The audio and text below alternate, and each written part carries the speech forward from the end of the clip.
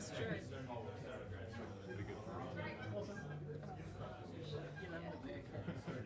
Oh, I love you. Just a smile. Well, now, maybe now we have to do gender. Alrighty.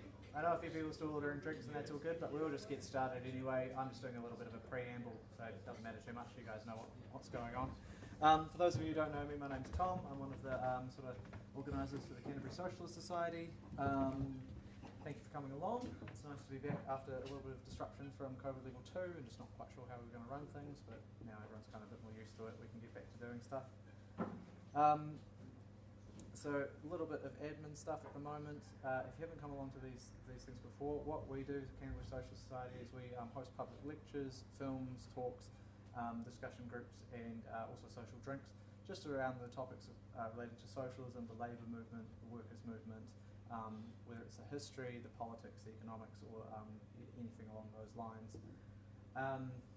We do this event every second Wednesday at Space Academy, so you can find us every month. It's really easy, which is cool. And then every third Wednesday we have our social drinks. They hop around a little bit, but it's really easy to find us on Facebook if you just follow the page, and we'll keep that updated for whereabouts we do those. If you aren't on the mailing list, we do send out a mailing list. I try to keep it like maybe once or twice a month. That'll send an email out to people. But if you aren't on the mailing list and would like to be, there is a sign-up sheet just there. I should find a pen for it so that you can sign up. And yeah. You'll also find on the table in front of you, there's a new little publication that was just put out recently. It's short and sweet, called Red and Black, and it's just sort of a very quick and easy to digest topics of the day, and maybe something a bit longer form here and there, and then also the events or upcoming events on the back of it. Feel free to grab it. Feel free to grab a bunch if you like, actually, and distribute them wherever you like. Members in particular who are here, please feel free to take some and find some places to put them. That would be awesome. Yeah, otherwise, I think that's all of the sort of admin. Oh, there's some stickers as well. Feel free to grab some stickers. Can I just say, if you are taking away bundles and you find somewhere where you put, more than just a couple, particularly if you're a member, if you could feedback in where they're going, so we can sort of create some sort of list or something of where we're able to leave them, and if we can vaguely keep track of whether people actually, whether they get taken, or whether they're just sitting, or whether the people that run the place throw them out, or whatever, that would be useful. Awesome. Very cool. Thank you, David. Speaking of membership a bunch, if you aren't a member and would like to join, it is $30 membership fee a year. You get a copy of Wage on Your Capital, which we've got down there. You get a nice enamel pin.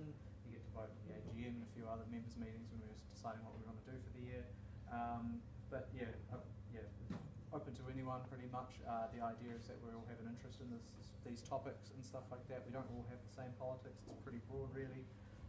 But vaguely on the same page, I think is fair to say, or at least the same chapter of the book. The good book, of course, Capital by no, not just that. There's a bunch of good books. Cool. So as for the talk, I'm really happy to be introducing Martin tonight. I'm always stoked whenever Martin gives a talk. He's such a excellent contributor to the Socialist Society, and always gives really interesting and enlightening talks about these things, and always tries to tie them back to stuff that's useful for us. So even though, as you can see, we're looking at the First World War, which is a topic we've actually covered a bit, particularly around New Zealand socialists during the First World War, I'm sure Martin will find ways that this is going to be relevant for us, which is cool. It's a really interesting period. It's probably one of the more important periods of the socialist movement at the time. I mean, it was a vibrant, very powerful parties, very large parties on the continent, particularly in Europe. There were enormous workers' parties with Marxist programs, socialist programs.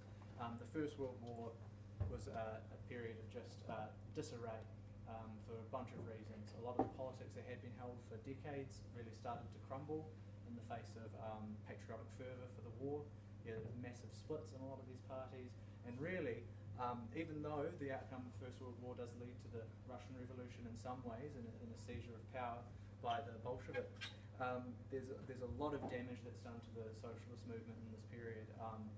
Really quite significant and really important to learn from, I think. But yeah, that's pretty much all I have to say about it. I'll leave it over to Martin for the rest. Okay, thanks, Tom. Thanks everybody for coming. and I hope some of what I say at least is of interest. And I think those of you who are familiar with New Zealand socialist history around this period will see lots and lots of parallels between what was happening in Britain and what was happening over here. I want to divide the talk into three sections really. First of all, just a very brief look at the various organisations and groups that comprised the socialist movement in Britain before the First World War. And you'll see lots of familiarity there in terms of breakaways and splits and all the things that the socialist movement seems to do very well at. Secondly, I want to look at the attitude of the socialist movement to the war, the outbreak of war and the early years of the war. And then finally, I want to, via a lot of sort of personal histories and things really, take a look at what socialists who opposed the war actually did during that period, and particularly those who were conscientious objectors and who opposed the war outright. So three sort of sections really. Okay, so I've got a little bit of a timeline there just to try and cover the sort of main groupings in the socialist movement. And I've put it onto two sides of the slide. On this side, the sort of organised socialist movement, i.e. the various parties, sects and the like. And on this side, because there were a lot of these, people who didn't really subscribe to just one of these organisations, but tended to be members of a broad range. So anarchist groups, unaffiliated socialist societies, which would be us, the Clarion movement, labour churches, socialist Sunday schools, which I have spoken about before, and the various syndicalist groups that emerged from about 1906 onwards. So it's a very varied movement. So if I can start back in the mid-19th century, after the collapse of the Chartist movement, most British working men, and I say men deliberately because they were the only ones who had any sort of vote at all, supported the Liberal Party as a vehicle for reform. They thought that if they could influence the Liberal Party, they could then get reform through Parliament, get the vote, get better working conditions, shorter working days and so on. There were, however, a network of radical and Republican clubs that kept that Chartist flame alive and supported Karl Marx's First International. Late Victorian Britain, from about 1880 onwards, was a period of social, political and intellectual upheaval. After 40 years of what one historian has called quiescence, there was an explosion of working class militancy, and the first socialist organisations were formed, seeking to harness this militancy in pursuit of radical change in society. And as I've suggested, this period of ferment saw people joining one or more of the organisations. Sometimes it was an accident of time or place. I live in Bradford, that's this organisation, so I'll join them. I live in this part of London, that organisation's strong there. But in other aspects, it was more than that. It was about this belief that this was one movement, and there were constant and repeated calls for one socialist party. And becoming a socialist at that time, for many people, was a complete change in your way of life. It took over your life. When you weren't at work, you might be a member of the Clarion movement. You might be a Clarion cyclist going out on a Sunday, which was your only day off, distributing red and black to various villages and towns outside the main cities. You might be a member of a Clarion drama group or a Clarion sporting club. You might be a member of a Labour church or a socialist Sunday school. So it was a very broad-ranging movement. And socialism at that time wasn't the prisoner of a sort of party machine. You know, it wasn't democratic centralist. It wasn't one rule for all, if you like. Nor was it faced with a distorted reflection of itself in the form of the welfare state. But the state counterattack we will all be familiar with. Anti-trade union legislation, anti-strike legislation, coupled with incorporative tactics, social reform, just enough to keep the lid on this upsurge of militancy. And then, of course, there was the mass leisure industry as well. All these things are fine until the advent of the cinema. And you read over and over again in histories of the socialist movement, and New Zealand is no exception, that with the advent of the cinema, all of a sudden, there was something else to do when you might have been attending your branch meeting or attending your church or whatever it was. Now you can go to the cinema. And this is a sort of very familiar pattern at the turn of the 20th century. This belief in the imminence of revolution, which we see in this period, gradually gave way to disillusion with politics for some, and the emergence of the syndicalist movement, and World War I, as Tom has already suggested, saw a clear division between reformists, those who thought they could achieve socialism through the system, and revolutionaries, those who realised that that was never going to happen. So if I take a brief look at the various groups. So the Social Democratic Federation. In 1880, Henry Mayers Hindman, a wealthy London businessman, read the Communist Manifesto and Capital in French, because at that time there were no English translations. And he wrote a book called England for All, which he presented to delegates at the founding conference of the Democratic Federation in 1881. This was basically an out-and-out plagiarism of Marx, but he didn't acknowledge the fact. In fact, he didn't mention Marx at all. And after that point, Marx and Engels both distrusted and disliked Hindman. Nonetheless, in 1884, the Democratic Federation adopted an explicitly socialist platform and became the Social Democratic Federation, the first explicitly Marxist organisation in Britain. Here we see Henry Mayers Hindman, and here in an unapologetic and totally unashamed piece of self-publicity, there's a history of the Social Democratic Federation written by me. Don't go looking for it. The only way you can get it now is at an exorbitant price, print on order, unless you can pick it up in a second-hand bookshop somewhere. I'd like to say that was because it sold massively and sold out. They did offer me the remainders, but I couldn't afford to buy them. Hindman dominated the Social Democratic Federation. He was a strange figure to many on his soapbox, preaching revolution in a top hat and frock coat, and the other accoutrements of the British ruling class. His was an idiosyncratic Marxism too. In one moment he was advocating an impending revolution. He was saying the revolution was inevitable, it was just round the corner, and we had to prepare for it. And the next, he was demonstrating an obsession with parliamentary politics. Some of his biographers have called him a Tory radical. Others have said he was more influenced by John Stuart Mill and Mazzini. Whatever the truth of that, there's no doubt that he was domineering, sectarian and unprincipled. Witness the Tory gold scandal in 1885 general election, where he accepted money from the Tory party to run 3 socialist candidates. He was also anti-Semitic and he was jingoistic.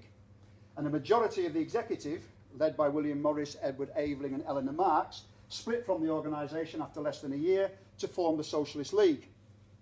The Socialist League argued that the main task of revolutionaries at that time was to educate the working class in the principles of socialism. The Socialist League survived for less than 10 years, eventually being taken over by an anarchist faction, and if any of you have ever come across the Walsall anarchists who were arrested and imprisoned for plotting a bombing campaign, they were the group that eventually took over the Socialist League. However, I'm not going to mention them again, sadly, because they weren't around at the start of the First World War. Bloody Sunday in Trafalgar Square in 1887, this was a massive demonstration of radical clubs, Republican clubs, the socialist groups, trade unions in London, which was brutally broken up, not just by the police, but by the troops. That destroyed any hopes, really, of an imminent revolution, the belief that you could somehow achieve a peaceful revolution in Britain. And it reinforced the SDF's emphasis on electoral politics. Meanwhile, the Fabian Society had also been formed in 1884. Prominent members, who I'm sure you've heard of, Sidney and Beatrice Webb, George Bernard Shaw, H.G. Wells, who argued very clearly for permeation of the Liberal Party in order to advance the principles of democratic socialism through gradualism and reform. There's their famous compendium of Fabian essays, probably one of the biggest selling socialist compendiums, socialist books in the history of British socialism, certainly. And it took its name from a Roman general named Fabius, whose argument was that rather than engage in one-pitch battle where you lose lots of men in order to achieve a victory, you wear the enemy down through skirmishes and minor campaigns and occupation of territory. Here is their logo. It's not very clear, but it's a tortoise, as you can see, and their logo is, "When I strike hard," which I find really amusing. The SDF did have some success with its Right to Work campaign in the late 1880s, and it did attract a number of leading working class militants. And that was probably one of its main achievements, that a whole host of working class militants came through its ranks, learnt about the class war, learnt about Marx, and then went on to do other things. But in spite of the militant upsurge at that time, of which the dock strike of 1889 in London is the best known, and the rapid growth of new unionism of the unskilled workers, the SDF argued against working with or in the unions. To them, that was a distraction from the main task at hand, which was getting socialists into Parliament and educating people to vote for them. So leading figures, some of whom I'll come back to later, Tom Mann, Ben Tillett, John Burns, left the party, and others defected to the Independent Labour Party. Formed in Bradford in 1893. Bradford, for those of you who don't know, is in Yorkshire. And for those of you who don't know that I'm from Yorkshire, well, you do now. In fact, I'm from Bradford. After a prolonged strike at one of the most famous labour disputes in British working class history, the Manningham Mill strike of 1890-1891, Samuel Cunliffe Lister, a huge mill owner, very wealthy, liberal, leading light in the Liberal Party, but who would have no truck with better conditions for his workers and shorter working days and things like that. And the workers of Bradford, disillusioned with the Liberal Party and with the performance of the so-called Lib Lab MPs in Parliament, demanded a new independent working class party. At the founding conference, there was a motion to call it the Socialist Labour Party, but that was rejected on the grounds that the majority of workers were not yet ready to accept a socialist platform. Nevertheless, its objective was declared to be to secure the collective and communal ownership of the means of production, distribution and exchange, and a range of social reforms were included in the programme. The ILP was never one homogenous party. It was a big tent organisation, incorporating a whole range of views. It was pragmatic rather than ideological. Its main aim was to work with the unions in order to get representatives in Parliament who could then bring about the reforms that they wanted. Its leading figures, some of whom I'm sure you will have heard of, Keir Hardie, James Ramsay McDonald, Philip Snowden and John Bruce Glazier, would dominate the National Administrative Committee for the next 20 years. The ILP played a central role in the formation of the Labour Representation Committee in 1900, which was the forerunner of the Labour Party. This was a socialist trade union alliance to which the SDF also briefly allied itself, at which point some of its members, the so-called impossibilists, in Scotland seceded to form the Socialist Labour Party, and the Socialist Labour Party, as you can probably guess from this pamphlet here, Socialism, Politics, Industry, and from the logo there, taken straight out of the IWW handbook, was very much a follower of Daniel de Leon and de Leonite ideas. They argued for the formation of industrial unions as the first step towards revolution, but they did allow political action for propaganda purposes, the de Leonite position.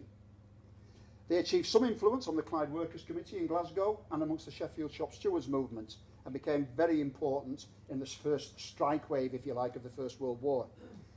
Its other claim to fame, if you like, is it was the single most important distributor of Marxist literature in the country, and it heavily influenced many who joined the Communist Party of Great Britain post-war.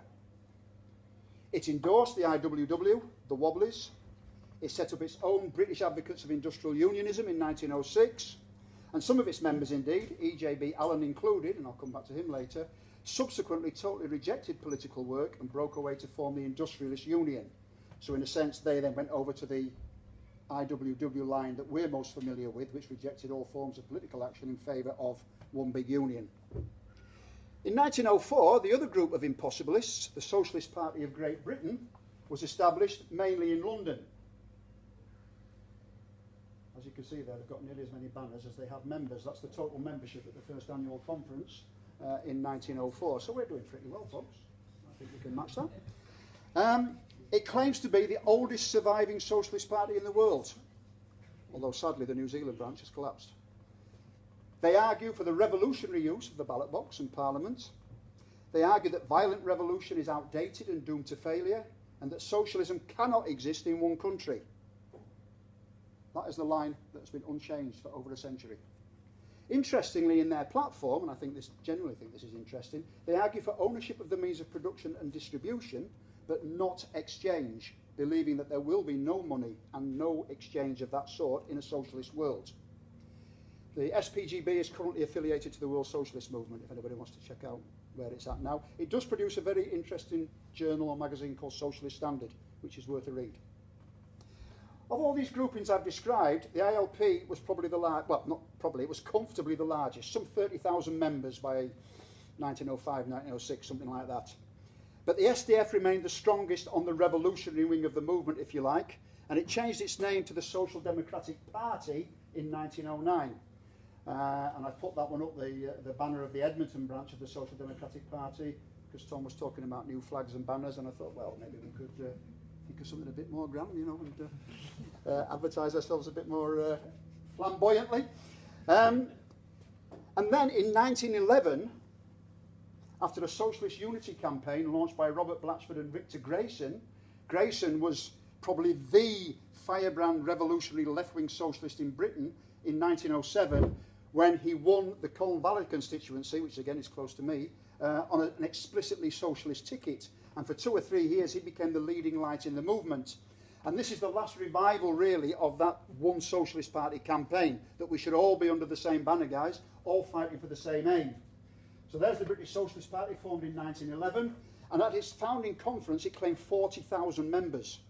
It was formed by the Clarion Movement, the Social Democratic Party, left-wing of the ILP, a lot of those unattached groups that I showed you on that early slide. And it looked like it was going to achieve what people have been trying to do for 30 years, one socialist party with a mass membership advocating revolution.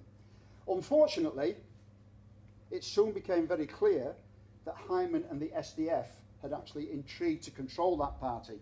To begin with, they wanted nothing to do with it. When they saw that it was looking like it could achieve considerable success, they then affiliated. And given that the period between 1906 and 1914 is a period of massive industrial upheaval in Britain, strikes after strike, transport workers, miners, huge strikes, the cautious electoralism of the SDF did not appeal to a large number of these new members. And the membership quickly faded away until by its first annual conference in 1912, it was back down to about 12,000. An opportunity lost. This pamphlet here I've put up, and perhaps I could have put it later on, is because from 1916 onwards, and I'll come to that later, the British Socialist Party was essentially a proto-communist party, a communist party in waiting, if you like, and it was the first organisation to start printing the works of Lenin and other Bolsheviks at that time. Just to make a little link, at least, with New Zealand. So Ben Tillett, who was at various times a member of the ILP, the Fabian Society and the SDF, later became a Labour MP. He toured New Zealand in 1897 and 1907 and on behalf of the New Zealand Socialist Party in the second instance and the Socialist Church in the first instance.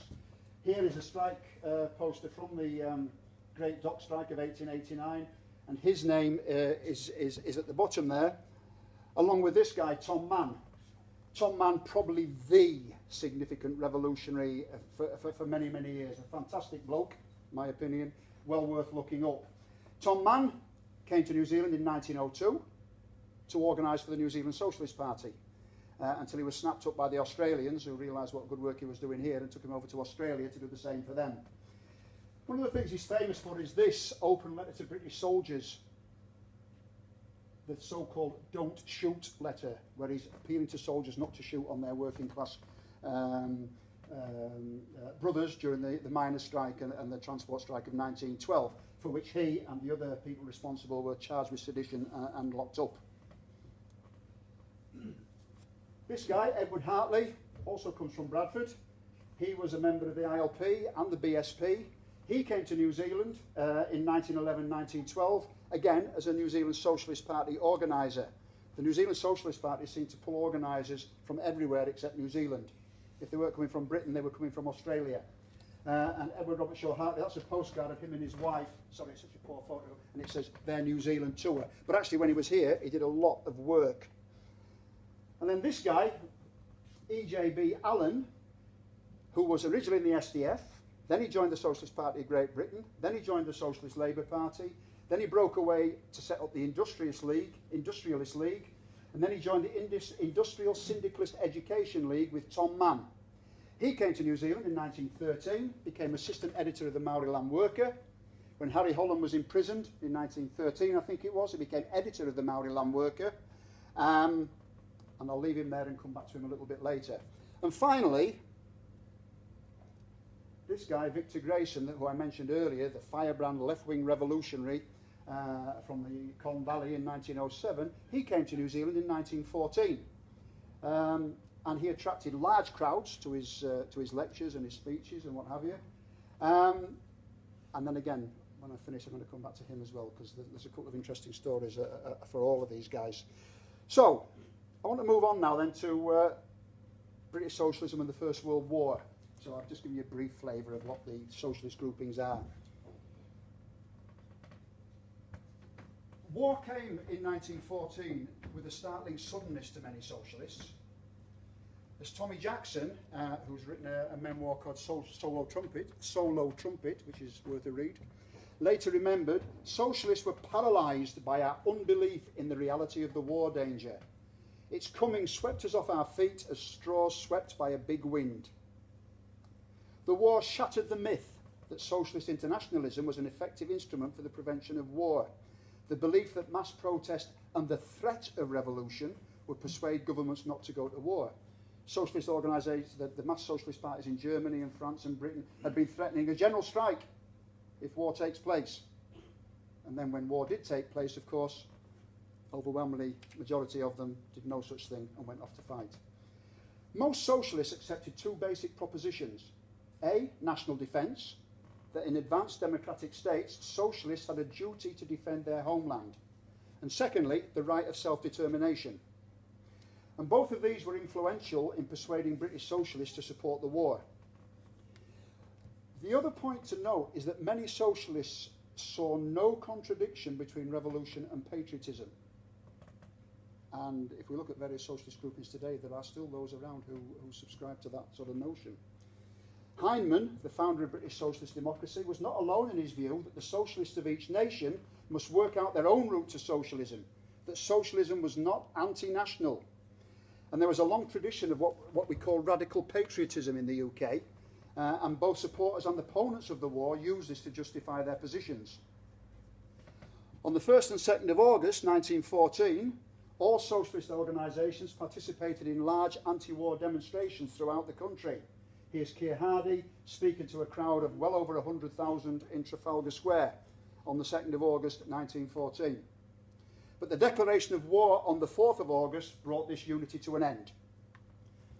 The Labour Party and the trade union movement agreed to a political and industrial truce and to assist the recruiting campaign. The Labour Party later joined a coalition government and had 3 ministerial posts. The National Council of the Independent Labour Party came out against the war. In a manifesto on the 13th of August, it sent, across the war of guns, sympathy and greetings to the German socialists. No enemies of ours, but friends. Enforcing this appalling crime upon the nation, it is the rulers, the diplomats, the militarists who have sealed their doom. In tears and blood and bitterness, the greater democracy will be born. With steadfast faith, they said, we greet the future. Our cause is holy and imperishable, and the labour of our hands will not be in vain. Long live freedom and equality, long live international socialism. Massive stirring manifesto, but they didn't actually say what they were going to do in order to achieve this international solidarity. The national executive of the British Socialist Party publicly supported the war and recruitment. The anarchist movement was upset by Kropotkin's support for the war, but remained largely anti-war. And the women's movement was also split. So you've got Christabel Pankhurst and, I can't remember the other daughter's name now. Emmeline, that's it. Emmeline and Christabel Pankhurst, pro-war, helping with the recruitment campaign because they thought that would get them votes for women after the war.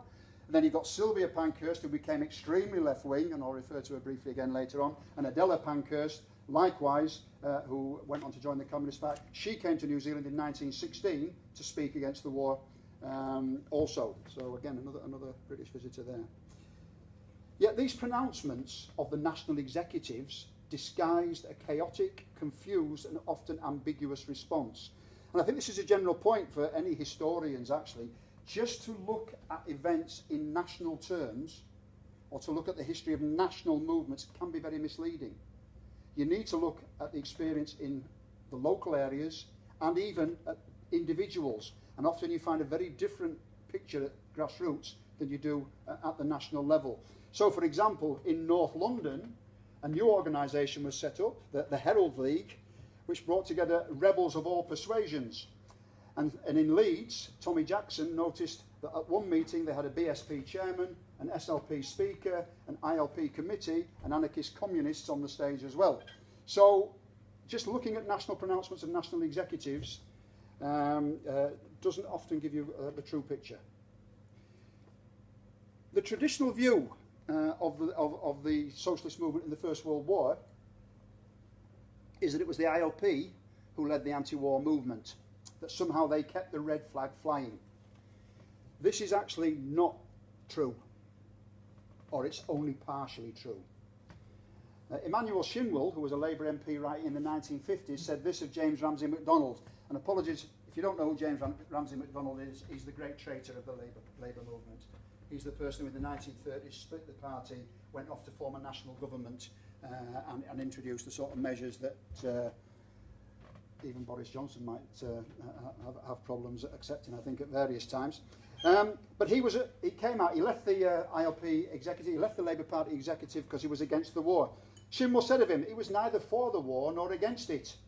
When he spoke, his audience heard a man who loathed past wars, regarded future wars with abhorrence, but carefully avoided giving his opinion of the current one.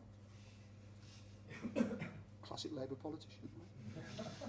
Keir Hardie, who is usually put forward as the man who died of a broken heart as a result of the war, and the man who at Trafalgar Square was still advocating a general strike to prevent the war, said that a nation at war must be united with the boom of the enemy's guns within earshot. The lads who have gone forth to fight their country's battles must not be disheartened by any discordant words at home.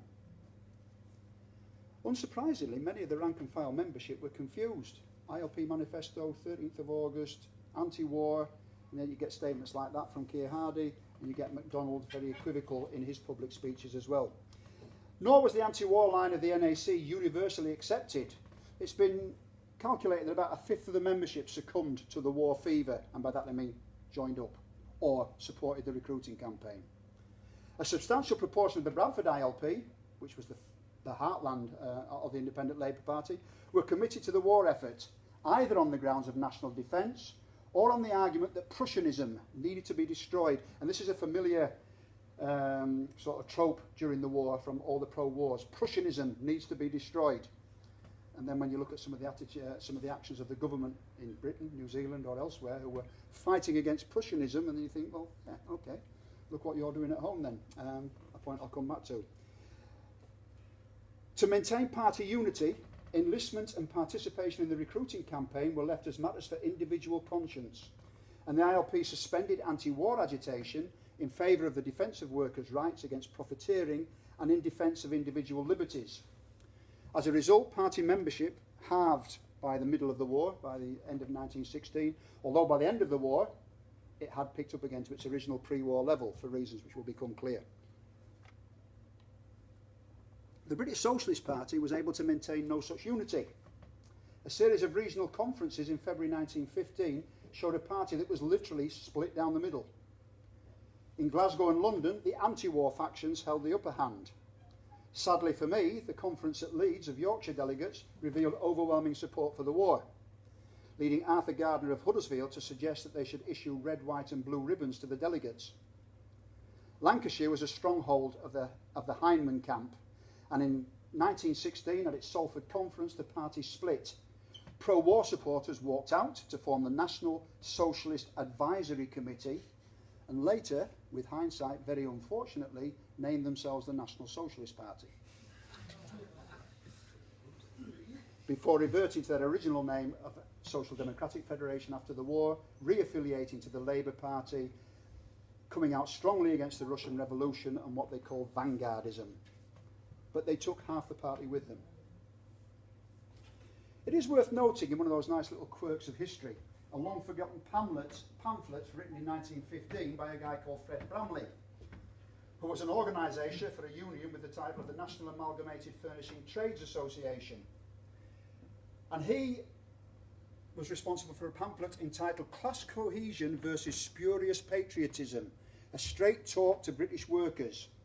And this is a pretty remarkable document, given 1915, when the overwhelming majority of the trade union movement is pro-war. It was a forthright anti-war manifesto, and it was endorsed by a full members' ballot. And thus, although Fred Brumley himself observed that many trade unions included some of the most jingo supporters ever placed at the disposal of any government, it reinforces the point that you can't just assume one homogenous movement all thinking in the same way. And moreover, in 1917, Brumley was elected as the TUC, Trade Union Congress's sole full-time official, despite declaring his anti-war views on a number of occasions. Okay, so arguments for and against the war. Let's take the pro-war socialists first. They argued that Britain's independence and national freedom were threatened if Germany was not confronted.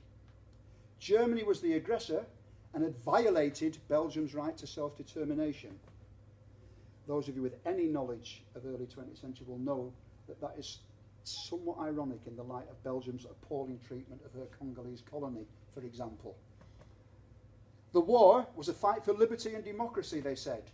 Jimmy Thomas, leader of the Railwaymen's Union, Labour MP, urging people to join up, said, "If you love liberty as I love liberty, and if you respect freedom as I respect freedom, then it's your duty immediately to come to your country's aid."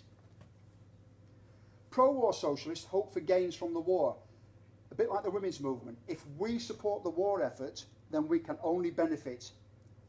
They thought that the increasing socialisation of the means of production and distribution would lead, at the end of the war, to a much more socialistic economy, and they felt that support for the war would strengthen their support in the public eye. There were, however, a number of super-patriotic socialists who wanted a stronger line, a war to the finish, and a clear demarcation between pro-war and anti-war socialists. Surprisingly, Victor Grayson was one of these. They formed the Socialist National Defence Committee. Leading figures included Robert Blatchford of the Clarion, who I've mentioned, Ben Tillett, came to New Zealand, Edward Hartley came to New Zealand, Victor Grayson came to New Zealand, and E.J.B. Allen also came to New Zealand. The only one of that group that I mentioned that was anti-war was Tom Mann. All the others came out in support of the war. This group of super-patriotic socialists, in its manifesto, said that a handful of pseudo-socialists in this country are breaking the national solidarity and weakening the national effort in the face of the enemy. It has become a duty for true British socialists to expose and repudiate the errors of these dreamers. These guys believed that there was a true British socialism and that to oppose the war was not just anti-British, it was un-British. Anti-war socialists. The ILP's official response to the war was basically a middle-of-the-road pacifist one, arguing for a negotiated peace. As Fenner Brockway, one of the leading lights, who was a conscientious objector, said, "We were not revolutionary socialists, we were democratic pacifists."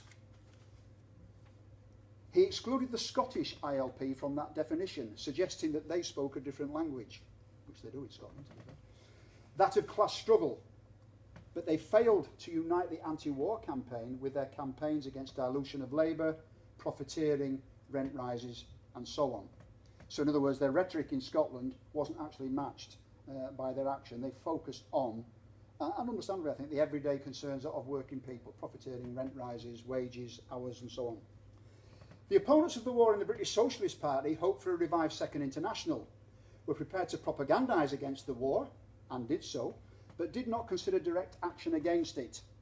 Lenin's concept of revolutionary defeatism found few supporters in Britain other than a group around John Maclean in Glasgow. And John Maclean, I recommend anybody who is interested in revolutionary left-wing politics, is a guy you should read up. Amazing. He was almost unique in his attempts to integrate Marxist theory with workers' immediate struggles against the war. And the authorities recognised the threat by sentencing him to 3 years in prison in February 1916 for sedition. The Bolsheviks recognised him in 1919 by making him the first Bolshevik consul in Great Britain. There were two unequivocal anti-war groupings on the left: the Socialist Labour Party, the Socialist Party of Great Britain. As I've already suggested, the SLP's main strength was in Scotland, the SPGB was in London. Neither had more than 200 members at the outbreak of war. The Socialist Labour Party argued that the real enemy was at home and that workers should turn the capitalist war into a socialist revolution. It even suggested that members should enlist in the army so that they could be trained in the use of weapons, that they could then, when the revolution came, we would have our own ready-formed army, ready and willing to fight. But there's no evidence that this occurred. One man who did adopt this line, funnily enough, was Andrew Rothstein of the British Socialist Party, and he played a role in the soldiers' strikes at the end of the war. Although rhetorically the SLP aligned with Lenin, in practice they focused their efforts on the shop stewards movement and the workplace. Socialist Party of Great Britain similarly had no doubts whatsoever about its position. In a special leaflet, The Call of the Patriot, the SPGB rejected the idea that this was a war for a democracy or a war to stop German militarism, and called upon the working class not to be fooled by pseudo-socialists supporting the war. But in true SPGB style, it refused to join any anti-war campaign with anybody that it regarded as reformist, i.e. everybody, and it ridiculed the SLP for its suggestion that members join the armed forces to train for a revolution. This, it said, would be suicidal. So it was a complex and shifting range of views amongst the anti-war left, but essentially there were four groups. One opposed the war on political grounds, objecting to the secret diplomacy that had led to the war and arguing for democratic control of foreign policy. A second group consisted of pacifists and socialists influenced by Christianity. Theirs was a moral opposition to all war. Thirdly, socialists saw the war as an inevitable outcome of capitalist rivalry, fought in the interest of the ruling class, and one to which they should be opposed. This was not a pacifist standpoint, and many of the socialists who took this view argued in favour of national defence, although not the SPGB or the SLP, and many of them would have supported a revolutionary war. And finally, the small minority around John Maclean arguing for revolutionary defeatism and for turning it into a civil war against the ruling class. It should be pointed out that the majority of the anti-war left still claimed that they were patriotic. A patriotism, they said, unsullied by militarism or materialism. The fight for peace was a patriotic duty. This oppositional patriotic position condemned profiteering and high prices and what it called British Prussianism, the suppression of liberties, with, for example, the defence of the Realm Act and the introduction of conscription. Now, as I said, you'll notice lots of similarities between New Zealand and Britain in the war. In New Zealand, the laws that were passed against speaking out publicly against the war were harsh. You could be in prison for sedition, you could be in prison for putting up anti-war posters, whatever. The same in Britain with the defence of the Realm Act. And the lengths to which the government was prepared to go in order to clamp down on opposition can be seen in the case of Alice Wealden. And again, a really interesting story this. Alice Wealden and her family lived in Derby in the Midlands, members and supporters of the Socialist Labour Party, and she operated a sort of underground network of hidey holes for conscientious objectors and the like. In late 1916, she and her son-in-law and her daughters were accused of attempting to assassinate Lloyd George, the Prime Minister. Their plot was to wait for him on the golf course and shoot poison darts at him, which were tipped with curare. And they were arrested, tried and imprisoned. Alice got 10 years, one of her daughters got 5 years, another got 3 years. That shows you the sort of length to which the state was prepared to go. All available evidence suggests it was a totally put-up job. It was an agent provocateur, inserted into the network, knocked on the door, asked for shelter as a conscientious objector. His true name was Alex Gordon. They later found out he'd been locked up in a lunatic asylum at least twice in his previous life. But MI5, as all our Secret Service organisations do, are quite happy to take anybody if they can do them a job. Obviously it put the fear of God into the anti-war movement. I was very privileged a couple of years back to meet her great-granddaughters, who are now in Australia, but have been mounting a massive campaign for the last 10 years to get a judicial pardon for them, obviously posthumous, but and that's at the moment in going through the courts in the UK. So Alice Wealden, there she is on the right, two of her daughters and the prison warder. That's in Derby Prison when they've just been arrested and before they've been tried. What is really interesting about them, I find, and it just restores a little bit of faith in human nature, is that in Derby itself, she is quite revered almost. You know, she's got a blue plaque on the wall where her shop used to be. There's a star, shade of Hollywood, a star in the pavement there, Alice Wielden. And in the town hall, they've opened a room called the Alice Wielden Room in her memory.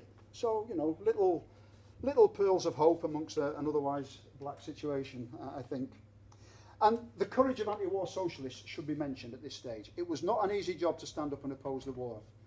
Numerous accounts of meetings being broken up, speakers being violently assaulted, thrown off the platform, thrown into a river on one occasion. So you had to be a pretty brave person to stand up and speak out against the war. Okay, so I'm just going to take a 30-second break for a drink before I go on to what they did in terms of objecting to conscription and some of the activities they got up to oppose the war. Anybody got any, wants to throw any questions at me now? I'm quite happy to take them. Stone silence. I was really ignorant. At the beginning you were talking about the Chartists. Could you Yeah. just give me a brief précis of... Right, okay, so the Chartist movement was the first mass working class movement in Great Britain. In the 1830s, it was a sort of nationwide movement fighting for the right to vote, basically. And again, I don't know if you've seen the film Peterloo. Okay, that was in Christchurch at the beginning of the year.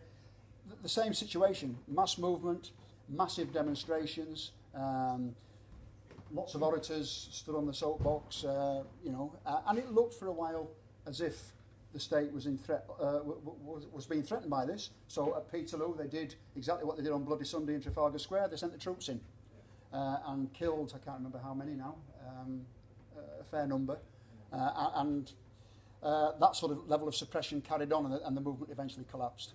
They found out that those MPs who said they supported them didn't when the crunch came. So from about 1842-43 onwards, Chartist movement subsided, and then you get that 30 years of quiescence that I talked about, where there's very little happening in terms of radical politics at all in Great Britain. Okay, so conscription. Just a little plug again there. A colleague of mine, Cyril Pearce, has been engaged for the last 20 years tracking conscientious objectors in Great Britain. And he's tracked down and now has a database of some 20,000, considerably more than the official record ever showed. This book is due to come out in 2 weeks' time, I think. Communities of Resistance, Conscience and Dissent in Britain during the First World War. And I've played a small part in that by doing some research into 2 or 3 towns to try and find conscientious objectors. Anyway, it's 600 pages for $60 with colour illustrations in hardback. How can you do that these days? A miracle. Okay, that's the final plug from me today. Cyril argues that resistance to the introduction of conscription brought out a solidarity in the West Yorkshire movement which the first year of the war had undermined. The machinery of conscription after January 1916, tribunal hearings, arrests, magistrates' court appearances, court-martial and stories of the ill treatment of COs created a narrative of resistance around which the movement united. And the same could be applied to other areas of the country. In other words, 1914, 1915 and the early months of 1916, it was a very divided movement. The introduction of conscription actually gave that movement a chance to come back together again. Didn't necessarily mean that you were opposed to war, but the trade union movement, for example, opposed conscription. They saw it as a forerunner to industrial conscription, and they saw it as a how can we call it, an assault on basic liberty, the basic democratic liberties of a citizen, that you could be forced to go to war. So, and what conscription showed is that the notion of a flag-waving patriotic population entirely behind the war is not actually strictly true. When conscription was introduced in March 1916, you could appeal against being conscripted.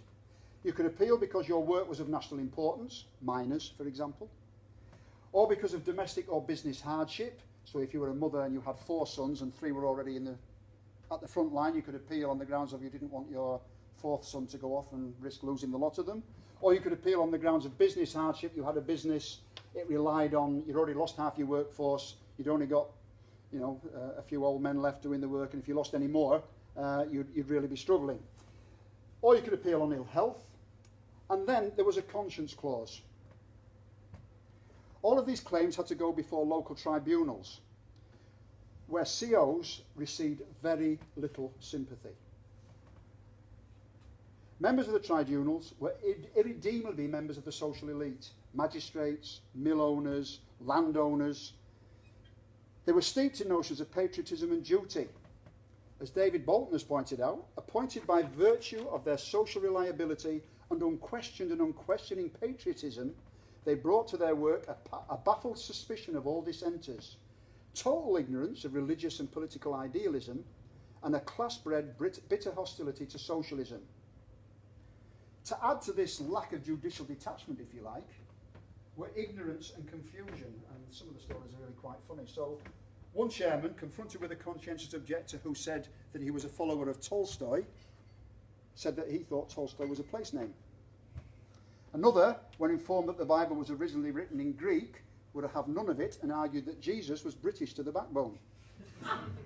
A piano tuner, when he objected to being called up, was told, well, he must have known that his pianos would be used to play patriotic tunes. And socialists, by and large, were told that it was impossible for them to have a conscience. You're a socialist, you can't possibly have a conscience. The press was even more hostile. Here's a couple of examples of the sort of flavour of the time, the recruitment posters of the time. Women of Britain say go, tugs at your heartstrings. Take up the sword of justice. And then we have the view of conscientious objectors. Contrast. This little pig stayed at home. Feet up, smoking a cigar, while his father, his brother, his mother, his sister, his uncle and his cousin are all off doing their duty. Or this one. Socialists who joined the non-combatant corps, I'll come back to that, and were sent to the front. Here they are, these brave men, firing their guns at the advancing Germans, while these two are brushing the trench out to make sure it stays nice and tidy. And then this one, you made me love you. Conscientious objectors, the gentlemen with consciences require no swords or guns. They're going to win the war by singing love songs to the Huns. And there's a huge and wonderful range of postcards, cartoons and the like, depicting conscientious objectors as shirkers, cowards, effeminate, a whole range of things. The propaganda war was important. Some 6,000 out of the 20,000 COs that we've identified applied for absolute exemption. In other words, they wanted nothing to do with the war. That was almost always denied. And they were then offered a number of options. They were offered non-combatant service, which could be in something like the ambulance corps, or in the case of those guys sweeping out the trenches, whilst that wasn't actually a job, they could be sent overseas to build roads, to work in transport, that sort of thing, in other words, supporting the army, or they could work in essential industries at home. Many of them were denied any of those options and were simply told that they were conscripted. From the moment that your name was drawn, you were considered to be part of the military. Many of them, therefore, faced repeated court-martials and jail sentences. Absolutists, those who refused to have anything to do with the war, were critical of those who accepted non-combatant roles, arguing they were supporting the war effort by patching men up to send them back to the front, or doing work which freed others up for military service. And in looking at these different responses, I'm going to take a look at some individuals from my part of the world, as I feel, individual stories and individual rights add a bit of colour to what is otherwise well, this happened and then that happened and then that happened and so on. The introduction of conscription led to an increase in anti-war activity, and as I've already suggested, the government responded with increased use of the Defence of the Realm Act. In 1915, an organisation called the No Conscription Fellowship was set up to support conscientious objectors, and it became something of an underground resistance movement. There were some 1,200 socialist conscientious objectors that it's been possible for us to identify, 1,200. The overwhelming majority of whom, some 2/3, came from the Independent Labour Party. But if I look at my part of the world, in Huddersfield, Of the 45 socialist objectors, the largest single group were British Socialist Party members. In Calderdale, which is the next town on, the next area on, where there were 34, there was a significant core of Socialist Labour Party members. And the secretary of the Halifax No Conscription Fellowship, Dick Stoker, was an active SLPer. Those most determined to resist the war and the most unwilling to engage in war-related service were on the whole socialists. So you find a lot of the religious objectors, they wouldn't go off to fight, but they were quite happy to take other roles in the ambulance service, in industries that were considered essential, in humanitarian work and the like. Many of these socialists, such as Arthur Gardner and Percy Ellis in Huddersfield, determined to use the tribunals as a stage from which to publicise the anti-war and anti-conscription case. All of those court-martialled and jailed from Huddersfield were socialists. Some rejected the Military Service Act altogether. The Huddersfield Workers' George Thomas, the editor, refused to recognise the Act or its creation. Why should we attempt to improve the administration of a principle to which we object, they said. And they refused their call-up papers and simply carried on working at the paper until they were arrested. 3 others, Arthur Crowe, Archie Key and Willis Boyer, similarly refused to cooperate, but they went on the run and eventually escaped to the USA. And these 3 different types of responses can be seen throughout the country. One significant point was that ill-treatment of conscientious objectors by the military in the first few months of conscription led the government to instruct that all sentences would be served in civil prisons. You can imagine, you're called up, you say no. You go before the tribunal, they offer you alternative service, you say no. You are then taken to the barracks of the company that you are supposed to join and incarcerated there. And some horrendous stories come out of the treatment of conscientious objectors. One guy, for example, they dug a pit in the ground on the parade ground. He had to stand in the pit, and the only way he could get his head up and over the lip of the pit to see any sort of thing was if he stood on tiptoes. Well, how long can you do that for? You know, and he was kept there, I think, for 3 days before being let out. So, I said personal story. So back to Arthur Gardner, a British Socialist Party member, trade union activist, whose appearance before the Huddersfield Tribunal in March 1916 caused a tremendous stir. And Huddersfield is one of those places where you simply cannot say that support for the war was unanimous or overwhelming. In fact, his case caused so much of a stir that the tribunal debated whether or not to meet in private. One objector stood up in court and said, "As we boast so much of British liberty, why not give fair play? You say you are going against German methods, and yet you are adopting them." Arthur based his appeal definitely and soundly on the theory of the class struggle. The 1914 war, he said, was merely a fight for foreign markets, which we were not prepared to give our lives for. He was, he said, opposed to all forms of militarism. "I have no country," he announced. But he also argued he was there defending one of the liberties we at present enjoy, the liberty of conscience. When his last appeal was turned down, he and another Huddersfield BSP member, Percy Ellis, seen here on the left, refused to acknowledge their call-up papers and decided to have a last holiday before they gave themselves up. They camped out in the Yorkshire Dales and Lancashire, sometimes sleeping rough and at other times using Clarion camps. The latter was not without its dangers given Blatchford's support for the war, but at one camp they agreed a signal with the caretaker. If the red flag was flying at half-mast, the police were around. As I've suggested, there was a considerable underground helping men on the run, a number of safe houses around the country, all sorts of things. A couple of men in Bristol, there was a sort of room at the bottom of a well. Others like priests' hidey holes that you used to get in the 17th century during the English Civil War, you know, false walls and cupboards that pulled out from the wall. Really interesting the way in which they hid them. And there was a network of socialists, Quakers and others who hid COs on the run. Arthur and Percy were caught in a police raid in Southport in Lancashire, but they were okay because 3 girls from the Ribble Valley Carrying Club, all secretaries with typing skills, had altered the dates on their registration cards so that they could say, "No, we're not due yet." When their money ran out, Arthur and Percy returned home and were arrested. They were handed over to the military and subsequently court-martialled, sentenced to 2 years hard labour and sent to Wormwood Scrubs. Part of hard labour was solitary confinement, and if you broke the silence rule, conscientious objectors were not allowed to speak to each other or anybody else. If you broke that rule, you received spells of imprisonment in what were called the dark cells, in other words, in total darkness and total silence. Arthur Gardner received spells of 6 days and 3 days in a dark cell, which led to a nervous breakdown. and that weakened his will to resist, and he accepted the Home Office scheme and was transferred to Wakefield Jail. Percy, however, held out and received 3 jail sentences in all, not being released until April 1919. Arthur remained and felt guilty for the rest of his life. Interviewed in the 1970s, he was still shamefaced and guilty at the fact that he'd given in, whereas his mate had stuck it out. That's the sort of psychological effect that the war had on him. Didn't mean that he stopped being a conscientious objector, but instead of being an absolutist refusing all cooperation with the war, he accepted a form of alternative service, which I'll come back to. Nearby Halifax, we find another interesting conscientious objector, William Richard, or Dick Stoker.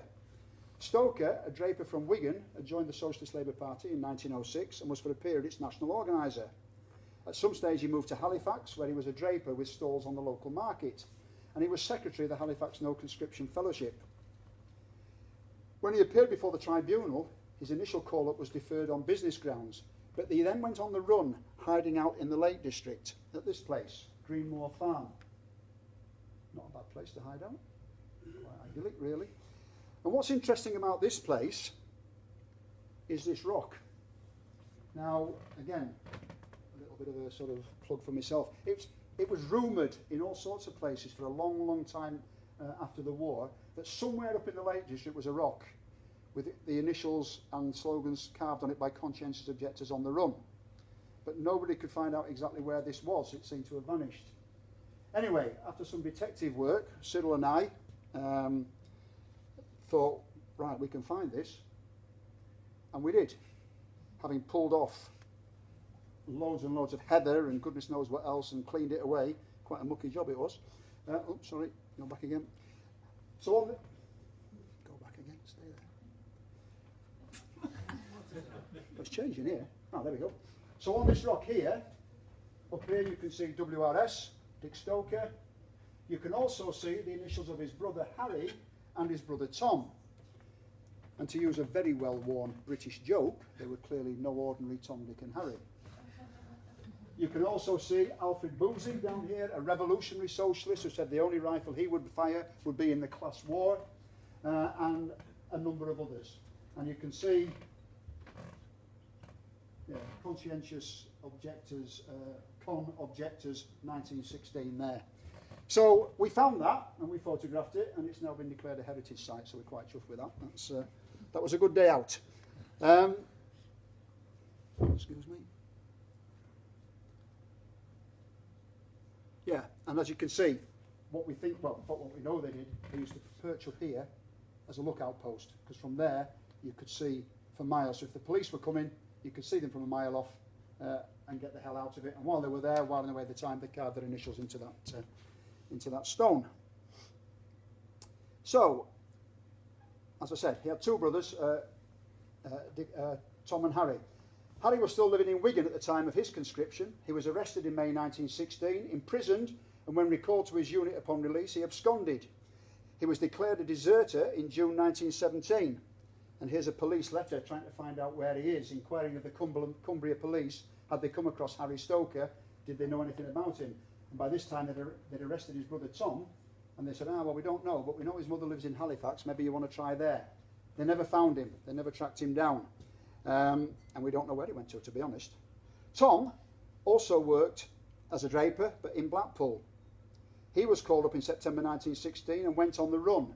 However, he was in the end captured at that house that I just showed you. He went on hunger strike in prison, was force-fed 14 times, released after questions in the House of Commons, re-arrested and force-fed again, before being released in July 1918. Upon being recalled to his unit, he deserted yet again. Some of these hunger strikers were force-fed over 200 times, and even without being force-fed. If you know anything about the procedure for force-feeding, it's a pretty awful experience. To have that happen to you 200 times has a considerable effect on your health. What I want to look at next is this place, Wakefield Prison. Wakefield is about 3 miles from my front door. However, I've not actually been through that gate, thankfully. What makes Wakefield interesting is the fact that the prison became a Home Office work centre, converted to house conscientious objectors who agreed to do work of national importance unrelated to the war. So, the authorities were struggling to deal with the sheer number of conscientious objectors and putting them into prisons alongside criminals, civil offenders, murderers, thieves and the like. So they interviewed all the conscientious objectors in prison at the beginning of 1917 to ascertain whether or not they thought they had a genuine objection. If they decided that they did, then they were offered the chance to be taken to a Home Office work centre to do work of national importance unrelated to the war. This could take many forms: road building, timber felling. In some cases, Dice in Aberdeenshire, for example, conditions were dire. They were housed in old army tents with holes, in appalling weather, in appalling conditions, shortage of food. And here, Walter Roberts of the ILP, aged 21, became the first conscientious objector to die. In total, we've estimated about 75 conscientious objectors died either during their imprisonment or during their stint at a work camp, or as a result of a health condition caused by that sometime in the next few years. The outcry led the government to take over civilian prisons such as Wakefield and Dartmoor to house conscientious objectors, which is where Arthur Gardner was sent when he came out of the dark cell and couldn't take it any longer. And quite a large number of the absolutist objectors took this Home Office scheme. Why? Well, most religious objectors saw no problem in accepting work of national importance as long as they didn't have to kill anybody. Although this could and did cause numerous contradictions. The Payne brothers from Leicester, for example, devout religious people, when they were allowed home to work in the family business, made baskets that were used by the army to carry shells to the front. Socialists like Arthur were broken by the regime in prison and accepted it under duress. But many socialists accepted it in order to defy or break it. It was a way of resisting. It was a more congenial way to fight their own particular war, the class war.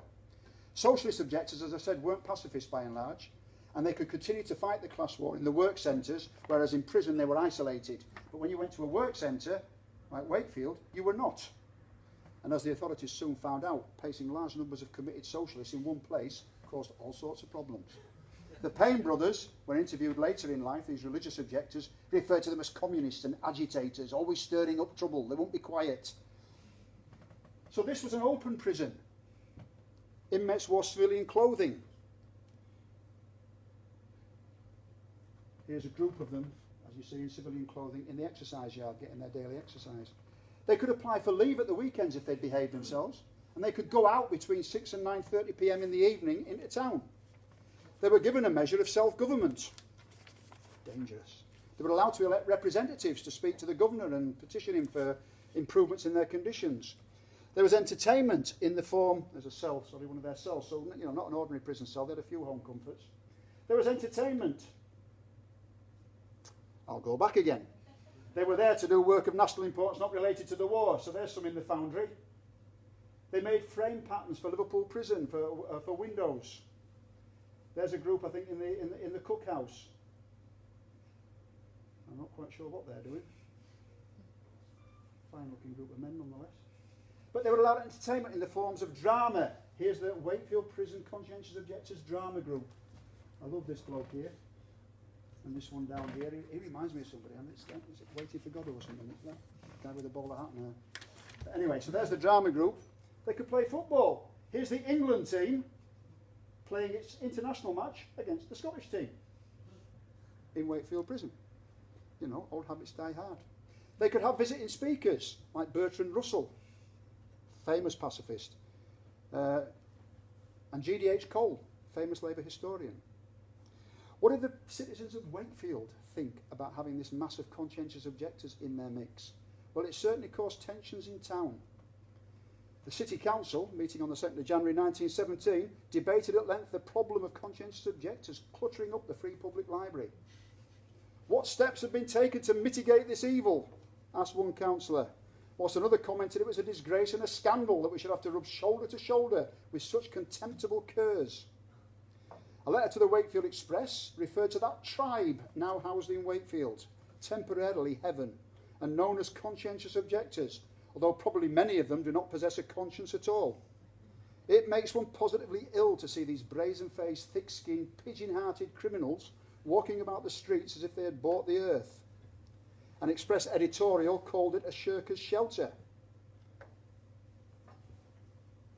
Here we have a letter to the Wakefield Express again.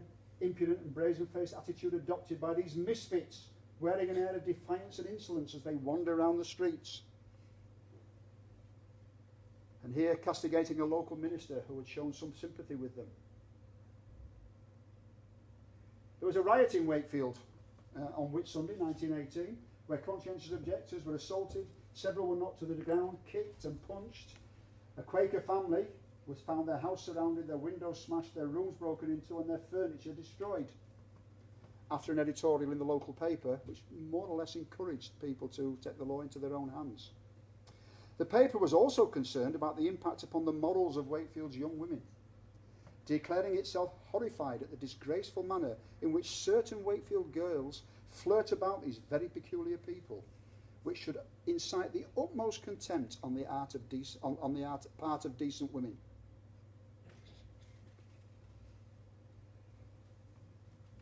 Many of those who went on the run, so switching now to those who went on the run, did so as an individual act of defiance, but there were those who saw it as a form of political action.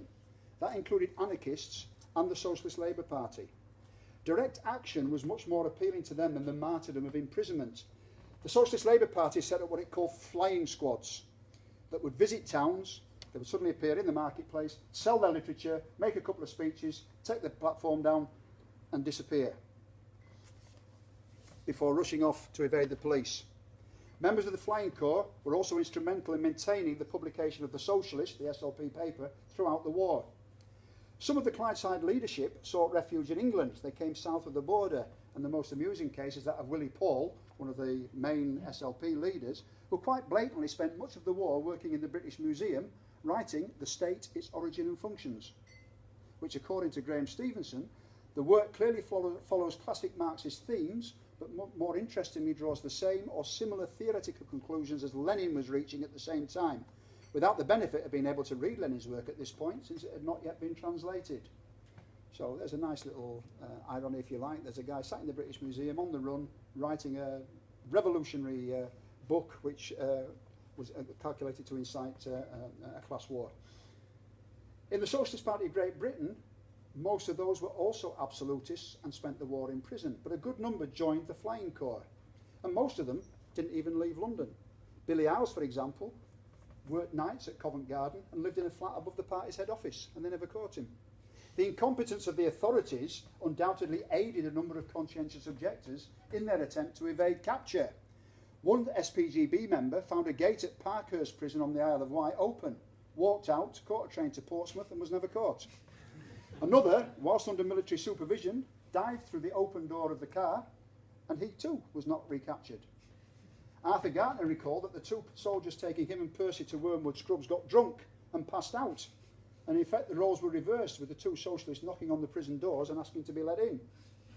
He also remembered that whilst in Wakefield, men used to receive pass-outs if they'd obeyed the rules, but frequently you could get passes from other people who had obeyed the rules and get yourself out. And on one occasion he did this, returned to Huddersfield, attended an anti-war meeting where Philip Snowden was speaking, and where a group of soldiers attempted to break up the meeting, and Arthur broke his hand on a soldier's jaw. So he was not a pacifist, Arthur, and he then went back to prison and handed himself in, and said, oh yeah, all good. There were two further escape routes for socialists. One was to Ireland, where the Military Service Act was not in force. Mick Cullen of the Socialist Party of Great Britain and Arthur Horn of the South Wales Minor were two who adopted this route. A number of conchies, actually Irish conchies in Manchester, actually went back and fought in the Dublin Rising, the Easter Rising of 1916. They said, we're not going to fight for the British Army, we'll go home and fight for a cause we believe in. And they went back home to fight in Dublin. This underground, the other route, was to the USA via Liverpool. This underground railway had originally been set up to assist Irish Republicans after the Easter Rising. But the key organiser on the Liverpool docks was both an Irishman and a member of the BSP. and as Arthur Gardner recalled, quite prepared to issue cards to us as long as we took the revolutionary standpoint. So whilst they were on the run, him and Percy joined the union and became a delegate, whose job it was to stand at the bottom of the gangplank and examine union cards and then approve them to the policemen who were also there. Needless to say, they always approved them. They helped 13 men to escape to USA in that way.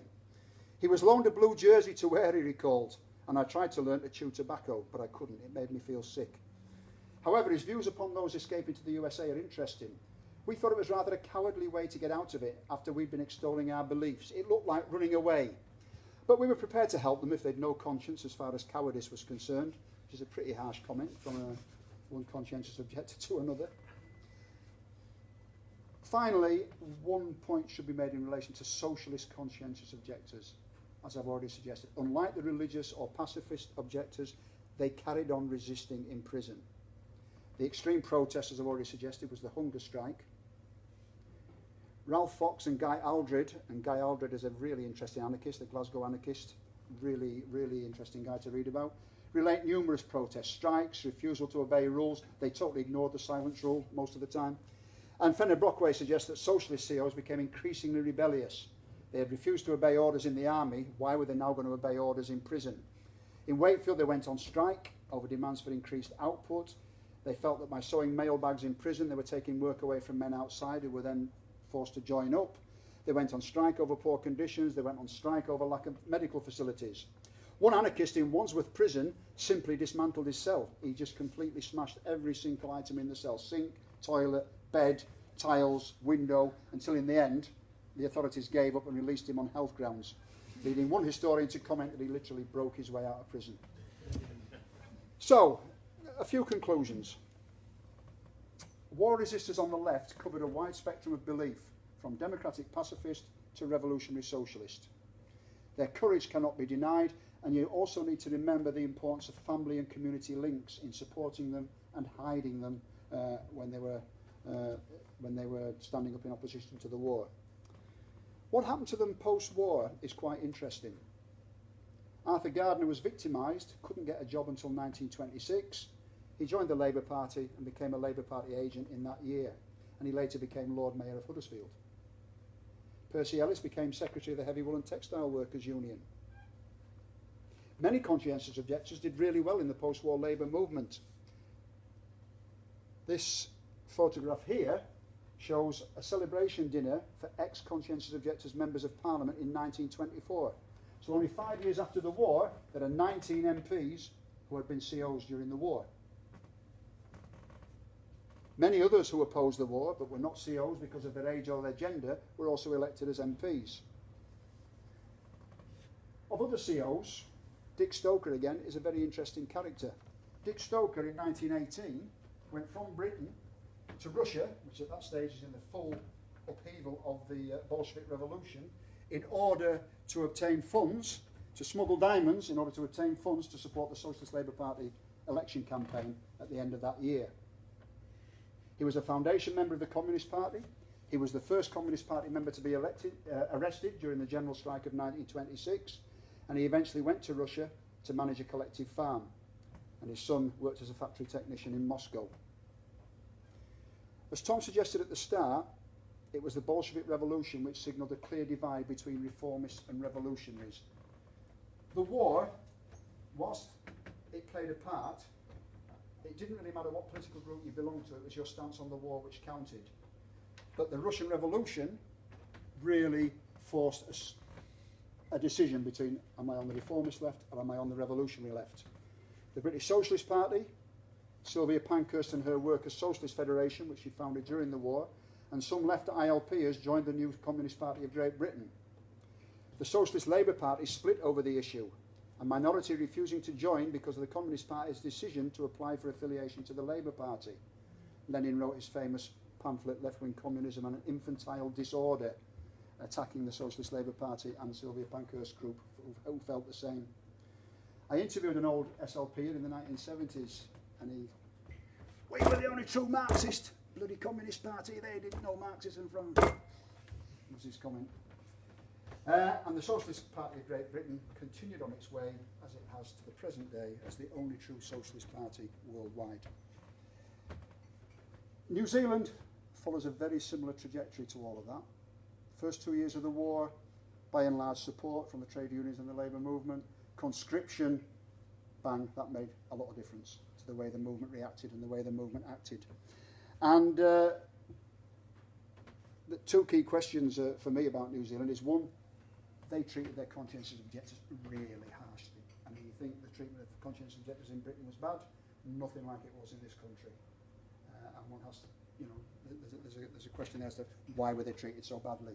And secondly, some of the outspoken opponents of the First World War and conscription, Paddy Webb, Peter Fraser, Dick Semple, and those, when they were the Labour government in the Second War, introduced conscription and treated conscientious objectors equally badly. Why? I mean, part of the reason was they said that was a righteous war as opposed to the First World War, but again, it raises some questions which I haven't got time to go through here. Finally, E.J.B. Allen. I said that Tillett was a supporter of the war, that Hartley was a supporter of the war. E.J.B. Allen, the syndicalist, the editor of the Maryland Worker, also supported the war. He was expelled from the Labour Party in New Zealand because he stayed here for the rest of his life, unlike the others. He was expelled from the Labour Party as a result, rejoined after the war in Auckland and became a close associate of J.A. Lee and assisted him with his campaigns. Yeah, I think that'll do. I'll have to. Okay, so as I said, I tried to make that more of a sort of setting out more of a story about the sort of things they got up to, rather than just say, well, so many did this and so many did that and so many did the other. So, happy to take questions, or just get myself a beer and take questions sat down, or put some music on to wake people up. Al? I was just wondering whether, like, specifically anarchist tendency, like I know within the, you know, like the Socialist Movement, it was an minority tendency, but like, you know, where was that placed within the whole aspect of it? Because you touched a lot of... Yeah, the anarchists, as you might expect, are very difficult to pin down. So you've got Guy Aldred in Glasgow and his Glasgow Anarchist Group, originally called Communist Group, but they were anarchists, with their publication The Spur, outspokenly anti-war. He was imprisoned as a CO for 2 years, and he stayed an anarchist for the rest of his life through to the 1960s, which is why he's a really interesting guy to read about. I just want to remember the name of the guy who wrote his biography, Caldwell, I think, somebody Caldwell. There was a group of Stockport anarchists who went on the run and were captured hiding out up in the hills somewhere. And there were small groups in London, but they weren't. The reason they weren't an organised group, like say the British Socialist Party or the Socialist Labour Party, much more local groupings. It's the problem with that. I mean, there's been several books written about the anarchist movement in Britain, but it is quite fragmentary. You know, it's difficult to pin down what exactly they did and what they got up to. But certainly Glasgow, Stockport, London. There was the Freedom Group, of course, in London, as it still is. The group that does the working class history podcasts and things. But I haven't a great deal more information about them than that. If you really want to know about the anarchists in the war, read Guy Aldred's, the biography of Guy Aldred, which has a fair bit on it. Yeah. I mean, obviously... What beer do you want, Martin? Get you a beer. IPA or something like that, yeah. Something like, thanks, Edith, yeah, okay. Obviously, like, that's the question I like to answer. obviously, like a lot of it was, there was a certain number of anarchists involved within socialist organisations, Yeah. not as a separate... Yeah. I mean, again, during the war, you would tend to latch onto whichever group was active near you. You know, if there's only two of you, like there were three Stockport anarchists or something, well, you're pretty isolated. So you'll tend to tie up with this underground resistance type of idea that I've suggested, that was there. I mean, I think there was some around Derby as well. They were there. They didn't tend to leave records. You know, like the good old Socialist Party of Great Britain. Even at the height of war, when they're on the run and all this, they still manage to keep minutes and records and all that sort of stuff. Anarchists don't tend to do that. Yeah. But if I come across anything, I'll send it your way. So the socialists that did go to war, how many of them then went on to apply what they learned in Spain and Well, there were certainly some that fought in the war that went to fight in Spain. Yeah, I couldn't give you a number. There were certainly some. And there were certainly some that went to the war and came back and joined the Communist Party, who were radicalised by the war, if you like. But again, I couldn't give you a number. But just to say that did happen, yeah. I mean, war does tend to radicalise people. So if you're already left-ish, you know, and then you go to war and see all the horrors of war and what have you, and come back, and then you do, well, there's two possibilities. You either go further right, or you actually radicalise and go further left. And there were quite a few that joined the Communist Party when they returned. Andrew Rothstein, for example, he was involved in the soldier strikes at the end of the war and became a key figure in the Communist Party.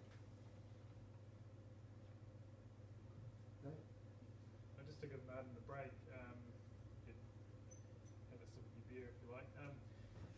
For those interested in the New Zealand situation, there are some really good books. There's We Shall Not Cease, which is by Archibald Baxter, who was a conscience objector and taken over, one of several taken over to France and taken to the front line and subjected to field punishment number 1, where he was strung up within range of the shells, and that's part of that much harsher treatment that New Zealand conscience objectors were subjected to. Classic history of the anti-war movement, including during World War I, is Peace People by Elsie Locke. That should be fairly widely available in libraries and what have you. I've got 2 copies myself if anyone wants to borrow one. And that covers from before World War I right the way through to the 70s. And then more recently, Stephen Eldred Gregg, another Christchurch author, well, originally Christchurch author, he wrote a history of a radical history of the First World War called The Great Wrong War, and that it's pretty hard going because it goes into a fair amount of detail, but that's got a lot of the sort of stories, like individual stories about, you know, this person was arrested hiding out here, and some of the sort of stuff that Martin was talking about in terms of the New Zealand situation. Just on the anarchist thing, I think one of probably someone from that Glasgow Communist Anarchist group ended up joining the British Communist Party when it was formed, but then ended up in this similar sort of faction to Sylvia Pankhurst on the left communist. So I think there was quite a lot of, with all the upheaval of the war, a lot of the socialist groups both here and right around the world were sort of broken up, and you know, people reassessed their positions on all sorts of things, and there was a lot of turmoil as well, which, you know, there was probably a fair number that came to a more anarchist position because of the war, and then some of those were drawn into a more, you know, communist position for a time. And yeah, there's a good point there. There's 2 sorts of positions really on the left in Britain, or 2 views, sorry, that the Bolshevik Revolution destroyed a homegrown indigenous socialist movement, completely took it off track and somewhere that it really didn't need to go. And then those who argue that if it wasn't for the revolution and the birth of the Communist Party, that British socialist movement wasn't going anywhere anyway. And there's quite a sharp divergence between the 2 views. The left-wing communists that Dave's talking about there, Sylvia Pankhurst, yeah, they actually formed a separate section of the Third International and tried to get affiliated to the International, but Lenin wasn't having them. You know, left-wing communism and infantile disorder. But it is a very chaotic period. Dave's right. There is another book coming out about New Zealand, well, actually about Canterbury. One of our members, Dan Bartlett's involved with it, and a local historian called Margaret Lovell-Smith. They're writing a book on the pre-war and during the war peace and anti-war movement. So I'm not sure when it's due, next year I think. But, so there will be something specifically on Canterbury. Yeah. Jared Davison's also got, while not specifically, I mean, he's focused more on some of the stuff like conscientious objectors here and some of the research and that. Yeah, that book, Dead Letters, great read. Yeah. Yeah, some of the stuff that he's written recently, the research that he's done. I mean, because a lot of that stuff came up when he was researching to write his books. Even like Remains to be Seen about the ashes of Joe Hill, you know, like he started sort of discovering the you know, archives and the censorship and all the sort of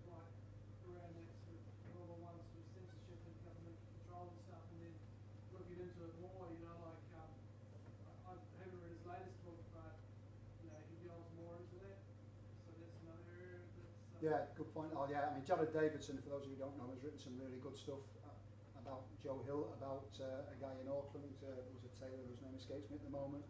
But the book on Dead Letters is about the treatment of anti-war people in this country during the war. 7 or 8 case studies. Really good book. Yeah.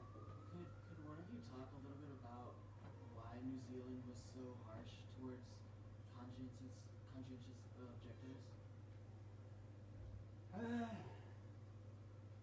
Maybe it's cultural. I think it goes quite deep.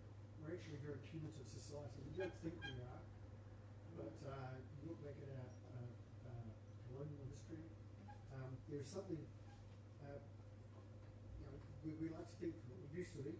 We used to aspire to be an egalitarian society. What goes hand in hand with that is a very strong sense of conformism. And if you're a non-conformist, you step out of line, you're treated pretty harshly. And that is something that runs through as a theme you can see throughout New Zealand history, up to the present day.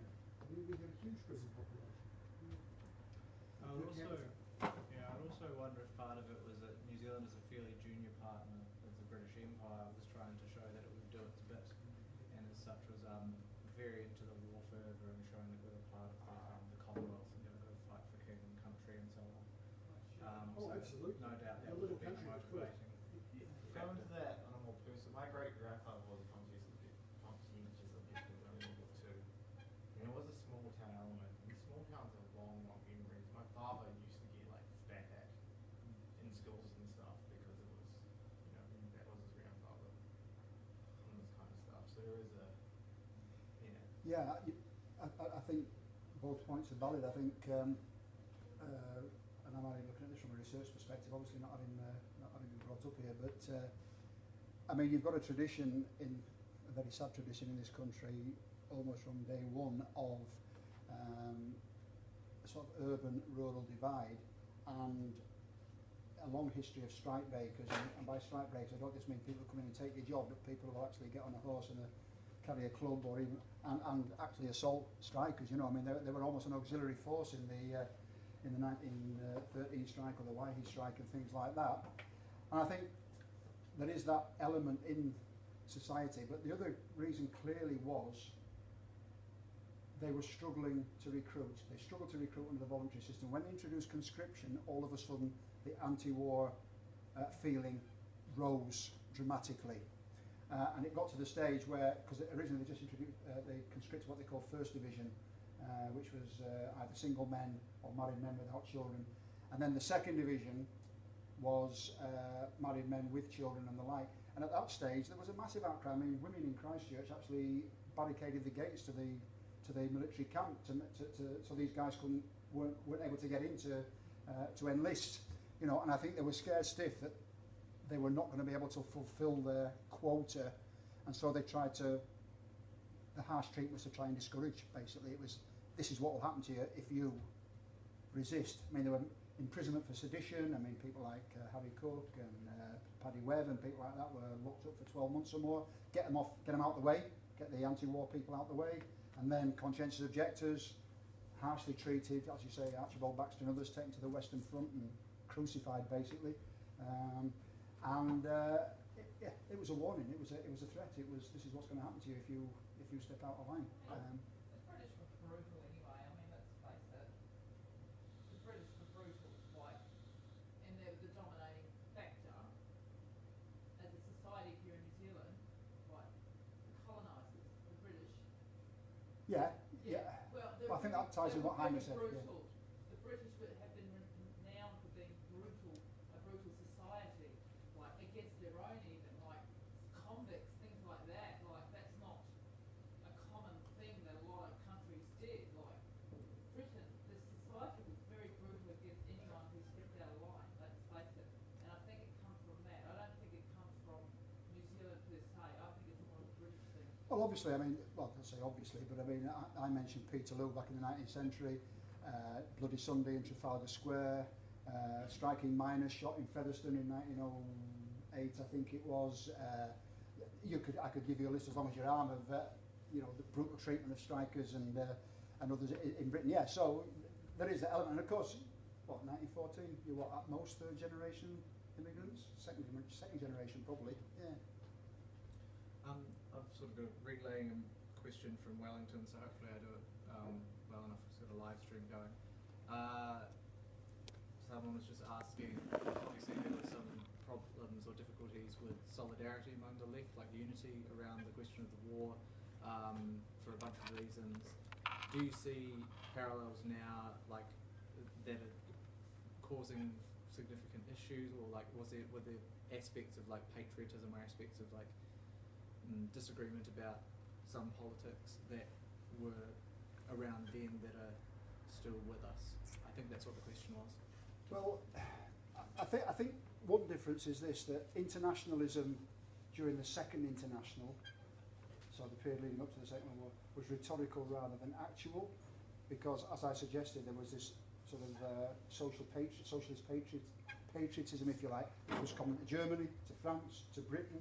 The notion that being a socialist didn't mean that you were anti-national, you know. So in spite of the rhetoric of internationalism, that was more seen as, you know, the Socialist Party in each country might ally their national parties in some form of federation or whatever you want to call it. The internationalism as preached post Third International was that you can't have a revolution unless it's worldwide, and I think that's one key difference.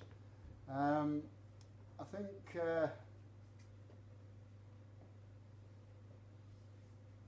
well, the socialist movement is that wide, from left reformist to revolutionary, and there's lots of intermediate stages along the way, and clearly, as we've seen in other wars, I mean, the Iraq War in Britain, the Falklands War in Britain, the left fractured over that. There were pro-war, anti-war factions. I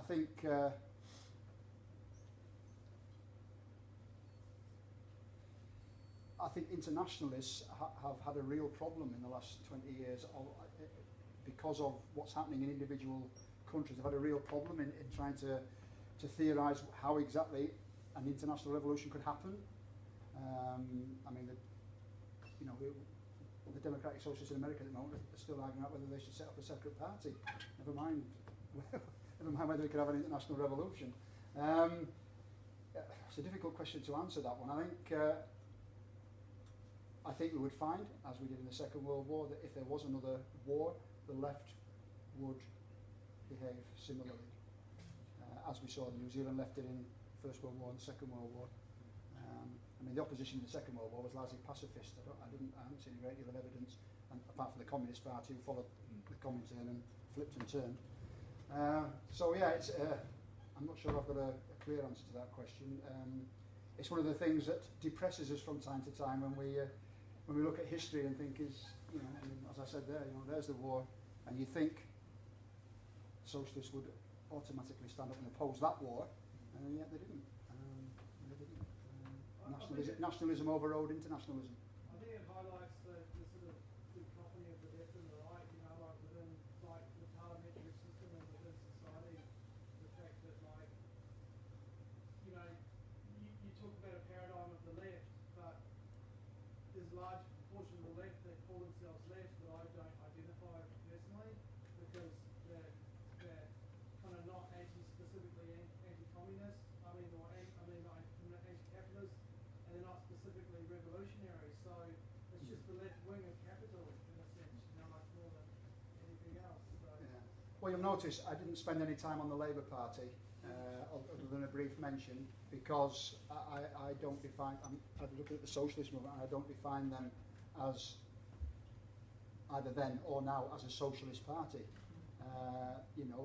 And so it depends on your definition of terms, and the same would happen in this country, I suspect, if it came to a similar situation. Would we define, and somebody was giving a talk about New Zealand in the Third World War, say, would you define the current Labour Party as socialist? Well, I very much doubt it.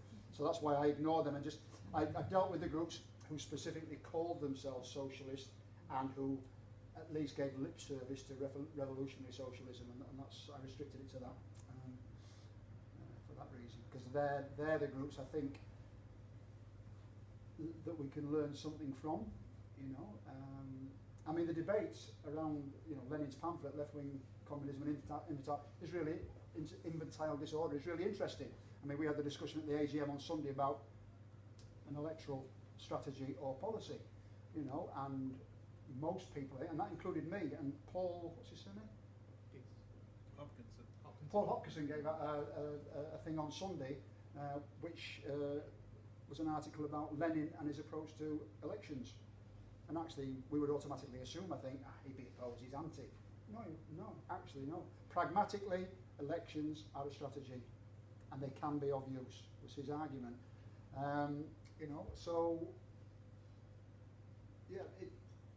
Whereas Sylvia Pankhurst and the Socialist Labour Party said, no, we shouldn't ally to the Labour Party, they're reformists, no, we shouldn't do this, we shouldn't do that. Lenin said, that's an infantile disorder. You choose your strategy based upon the circumstances at the time and what it is you're trying to achieve. So, interesting debate.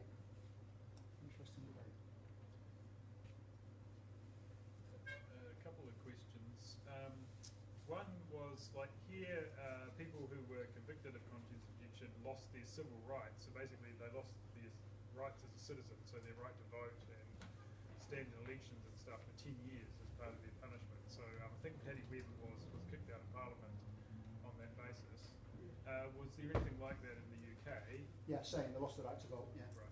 And the other question was there with all these different socialist groups, was there sort of forums where their different responses and positions were debated, or was it like the debate just took place within the Independent Labour Party or within the the different individual groups, or was there forums where people were getting together and say, well, the ILP's, this person says this, and Yeah, for sure. So after the Bolshevik Revolution, there was a massive all hail to the Soviets type of conference in Leeds, where representatives from all the groups turned up in large numbers and actually tried to establish Soviets in certain part of the country, and very short-lived, but they did. And that sparked off numerous sort of conversations and debates. So there was a left-wing faction formed in the ILP that communicated with Moscow, but also communicated with the BSP and others as they moved towards the Communist Party of Great Britain. So when I said that the BSP was a proto-communist party in 1918-19 and was producing the works of Lenin and that, yes, they were in touch with ILP, left ILP members, and so the Socialist Labour Party, there was a group there that affiliated to that group, and then they all joined the Communist Party together. So yes, they did. Not so much in a formal organisation, in a lot of informal meetings, conferences, pamphlet, publications and the like. Yeah. It took 3 years for the British Communist Party to be formed from the date of the Russian October Revolution. So just short of 3 years. So in that time, there was a lot of discussion and debate and arguing. Yeah. So it'll be the 100th anniversary this year. Is there any any events to mark that? It was. Or was it last year? No, it was this year. Yeah. Trouble is, there's not really a Communist Party left to celebrate. I think the Morning Star. Everyone did their own. I think the paper had I really don't want to get into how many different groups that are claiming the lineage of the Communist Party now. There's about 3, but the Morning Star, which is still being published, they had a sort of a commemoration, and there were badges issued. I've got a T-shirt, anniversary of the revolution and all that sort of stuff. But so yeah, there were some, very muted though, because it's a very small organisation now. I think about 800 members, something like that. Yeah. Okay, well, I'm going to jump down, and if anybody's got any other things you want to chat about, we can do it now. Thanks very much for listening. And,